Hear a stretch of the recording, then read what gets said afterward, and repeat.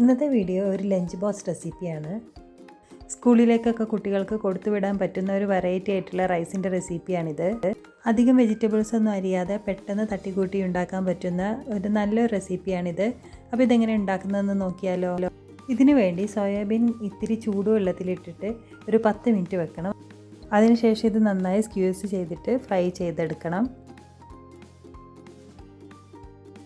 നല്ല deep fry ഒന്നും ചെയ്യണ്ട. ഇതൊരു 10 മിനിറ്റ് ആയിട്ടുണ്ട്. അപ്പോൾ ഇത് നന്നായി ഒന്ന് പിഴിഞ്ഞെടുക്കാം.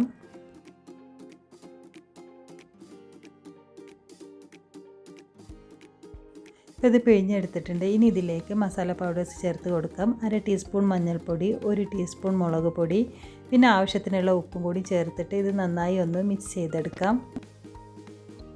ഇത് ഇനി ഒന്ന് ഫ്രൈ ചെയ്തെടുക്കണം. അപ്പോൾ അതിന് മുമ്പ് നമുക്ക് അരി വേവിക്കാനായിട്ട് ഇത്തിരി വെള്ളം തിളപ്പിക്കാനായിട്ട് വെക്കാം. ഇത് ഫ്രൈ ചെയ്തെടുക്കാനായിട്ട് ഒരു പാൻ സ്റ്റൗവിൽ വെച്ചിട്ട് ഇത്തിരി ഓയിൽ ഒഴിച്ച് കൊടുക്കാം. ഇനി ഇതിലേക്ക് സോയ ചങ്ക്സ് ഇട്ട് കൊടുക്കാം. എന്നിട്ട് ഒന്ന് ഫ്രൈ ചെയ്തെടുക്കാം.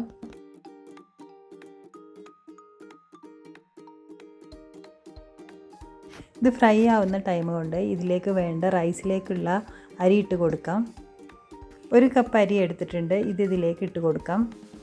ആവശ്യത്തിനുള്ള ഉപ്പും കൂടെ ചേർത്തിട്ട് റൈസ് നന്നായി കുക്ക് ചെയ്തെടുക്കണം.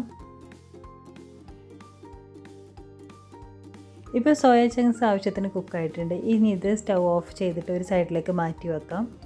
റൈസ് ഉണ്ടാക്കാനായിട്ട് ഒരു പാൻ സ്റ്റൗവിൽ വെക്കാം. ഇതിലേക്ക് കുറച്ച് ഓയിൽ ഒഴിച്ച് കൊടുക്കാം. ഓയിലൊക്കെ നമ്മുടെ ഇഷ്ടത്തിനനുസരിച്ച് എടുക്കാം. ഞാനിപ്പോൾ 2 ടേബിൾ സ്പൂൺ ഓയിലും 1 ടേബിൾ സ്പൂൺ നെയ്യും കൂടെയാണ് ചേർത്തിട്ടുള്ളത്. നിങ്ങൾക്ക് വേണമെന്നുണ്ടെങ്കിൽ ഫുള്ളായിട്ട് നെയ്യിൽ ഉണ്ടാക്കിയെടുക്കാം. നെയ്യ് ഒന്ന് മെൽറ്റായി വരുമ്പോൾ ഇതിലേക്ക് 4-5 ഗ്രാമ്പു, 2 പട്ടയുടെ കഷ്ണം എന്നിവ ഇട്ടിട്ട് ഒന്ന് വഴറ്റിയെടുക്കാം. ഇതിലേക്ക് ഒരു സവാള കൂടി ചേർത്ത് കൊടുക്കാം. അതും കൂടെ ഒന്ന് വഴറ്റിയെടുക്കാം. ഇത് വഴന്ന് കിട്ടുന്ന സമയം കൊണ്ട് നമുക്ക് റൈസ് ഒന്ന് ഊറ്റിയെടുക്കാം. ഈ സവാള ഇപ്പോൾ ഒന്ന് വഴന്നിട്ടുണ്ട്. ഇതിലേക്ക് ഞാനൊരു 1/4 ടീസ്പൂൺ മഞ്ഞൾപ്പൊടി കൂടി ചേർത്തിട്ടുണ്ട്. 1/2 ടീസ്പൂൺ ഗരം മസാല ചേർത്ത് കൊടുക്കാം. എന്നിട്ട് ഇതെല്ലാം കൂടി നന്നായി ഒന്ന് മിക്സ് ചെയ്തെടുക്കാം. ഇനി നേരത്തെ ഫ്രൈ ചെയ്ത് വെച്ചിട്ടുള്ള സോയ ചങ്ക്സും കൂടെ ഇതിലേക്ക് ഇട്ടിട്ട് എല്ലാം കൂടെ ഒന്ന് നന്നായി മിക്സ് ചെയ്തെടുക്കാം. അതിനുശേഷം വേവിച്ച് വെച്ചിട്ടുള്ള റൈസും കൂടെ ഇതിലേക്ക് ഇട്ട് കൊടുക്കാം. റൈസ് ഒന്നിച്ചിടുന്നതിന് പകരം കുറേശ്ശെ ആയിട്ടിട്ട് മിക്സ് ചെയ്തെടുക്കാം.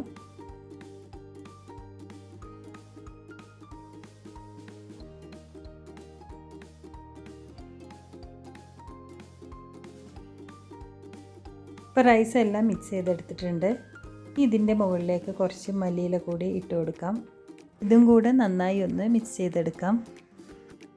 രാവിലെ കറിയൊന്നും ഉണ്ടാക്കാൻ ടൈമില്ലാത്തപ്പോൾ ഉണ്ടാക്കിയെടുക്കാൻ പറ്റുന്ന ഒരു ലഞ്ച് ബോക്സ് റെസിപ്പിയാണിത്. കുട്ടികൾക്കും വലിയവർക്കൊക്കെ ഇഷ്ടാവുന്ന നല്ലൊരു റൈസ് റെസിപ്പിയാണ്.